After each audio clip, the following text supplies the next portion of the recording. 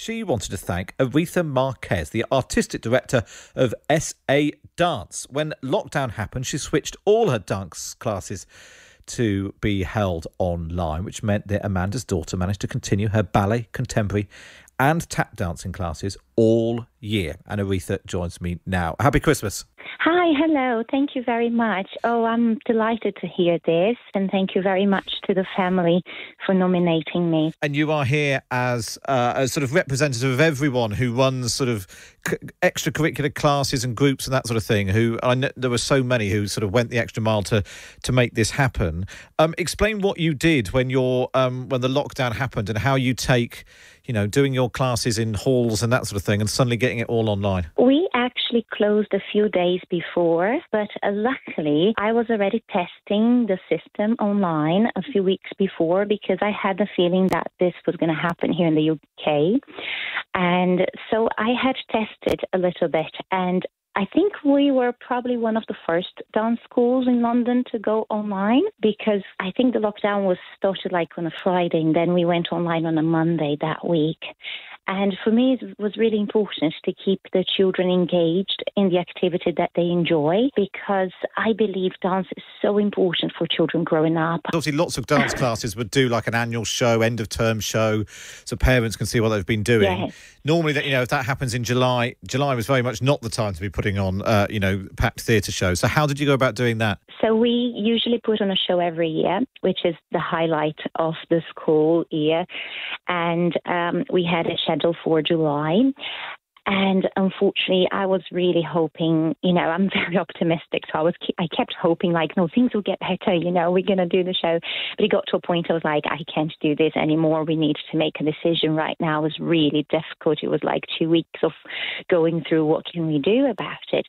And I'm part of a big association in America. And they started, I think the lockdown started a bit early over there. And they do shows in May. And I saw one of the ladies that I know, she started to do this virtual thing, a little bit different from what we did. But I was like, oh, that's cool. Maybe we can try that. But over here, we were in full lockdown and we couldn't meet up. And I came up with this idea of them being filmed by their parents at home and then sending over to me. And then I thought, oh, I can put these videos together. And then when I realized the amount of work, I had to hire a videographer, an editor. And it was like, oh, my goodness. So it was like many days. I didn't sleep much during those weeks. But for us, it was extremely important for the children to have this video. So they look up to it. Especially, I just think about them growing up and telling their children or telling their grandchildren what happened in 2020 and what I was able to do with my dance school. And I feel like myself and my team, we've worked harder than ever this year.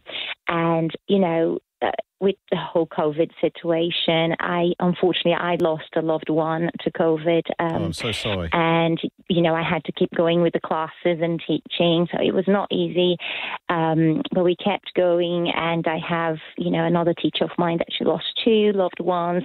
So it wasn't easy for us. And, we could just sit at home and just be like, okay, let's just watch TV and, eat a lot. But we decided to keep inspiring the children. And I'm so grateful because now with Christmas coming, we got so many cards and letters from the children and the parents, and they improved so much with the virtual training. They had to activate a different part in their brain to learn how to correct themselves because a dance teacher is there touching, holding them. Okay, point your foot, come here, and then I touch the foot and help them, guide them visually, but tactile cues as well.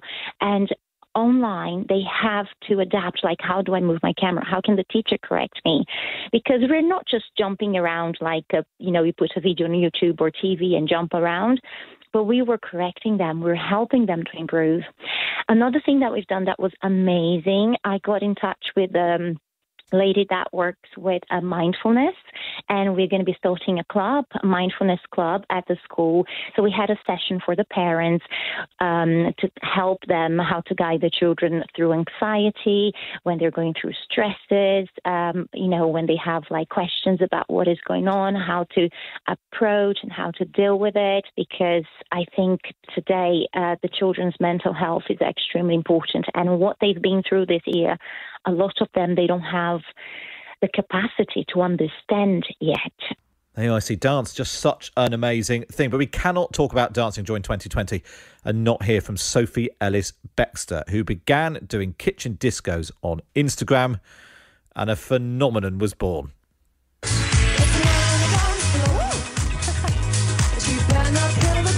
To explain how this all came about, what began as a bit of a joke on Instagram turned into a whole industry.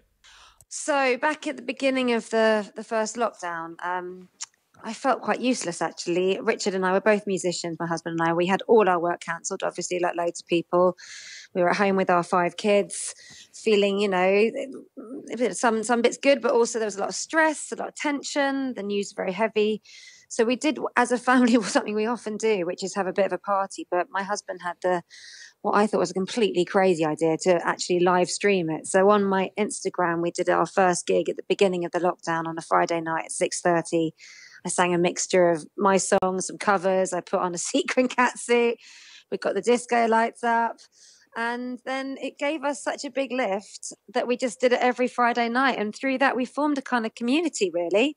We called them the Kitchen Discos. It gave me an opportunity to dress up, to choose some covers, to sing some songs, to have a bit of fun with the kids. They would put on silly outfits, and now we do them every once in a while. We're going to do one for Christmas. We did one for Halloween. But yeah, they're just fun, actually. It's been a very good tonic because there's not been a lot of daftness this year, but there was plenty at our kitchen discos. I completely agree. Sure. Yeah, we've had 1 or 2 kitchen discos in our house as well. That's Sophie Ellis-Bextor talking to me about her kitchen discos. Right, you're listening to Matt Chorley on Times Radio, speaking to some people who've helped to make 2020 a bit.